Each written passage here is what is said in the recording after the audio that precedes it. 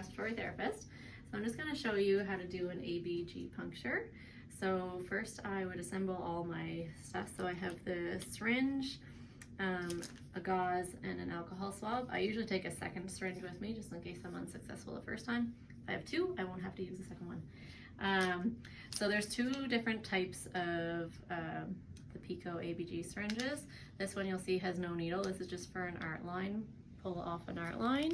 And then this one has the needle and the cap. Well, they both have caps, but so it comes tight out of the package. I already had it opened. But you'll see, so this just comes off easily.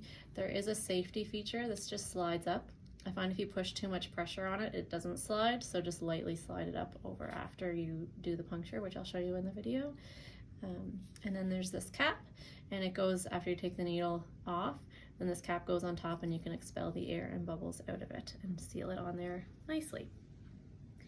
So my patient Laura, I'm going to position her appropriately. So oftentimes I'll take a towel and just roll it up so that I can get her positioned well. So I put it under her forearm there and then have the patient turn their wrist out.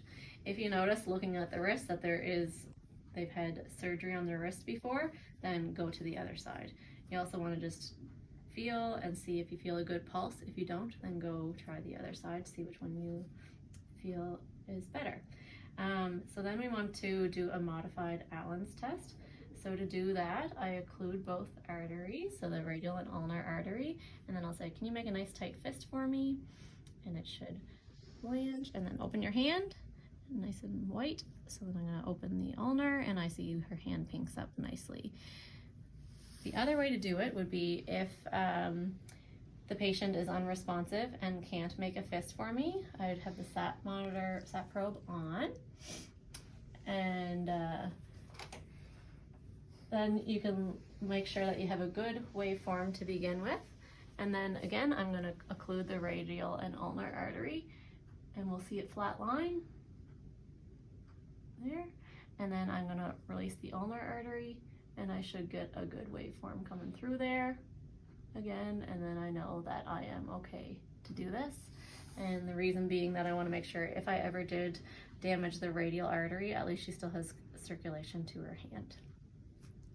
Okay, so then we now have the arm on here. So to be able to do ABGs at PCH, you have to be certified. So you have to do an education session and then have 3 ABGs monitored by ideally an RT to watch you doing them and get your 3 sign-offs before you can do it on your own.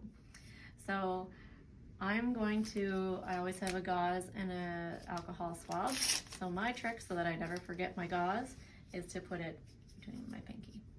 And then you want to clean the area. So I'm going to clean, make sure it's nice and clean, starting from the center and work your way out.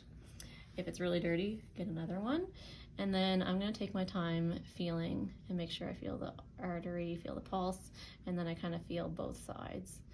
And then I'm going to grab my needle, take the top off, and make sure I have my cap somewhere that I can easily access it. And then you want to go at a 45-degree angle and make sure that the bevel is up. So I'm going to do this.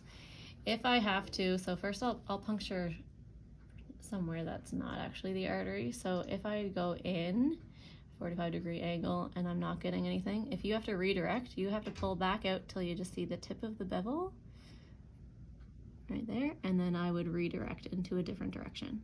If you don't pull out and you just kind of going back and forth, you can lacerate the artery, which we don't want. Then if you were unsuccessful and I had to pull out, hold pressure still with your gauze, I would need to go get another needle, dispose of this one. Don't try to poke again. So now we'll do the real thing. So I'm feeling, and I usually hold my finger there. If the patient, so I always tell the patient when I'm doing, I'll say I'm just gonna do a poke here. I'll let you know before I poke you.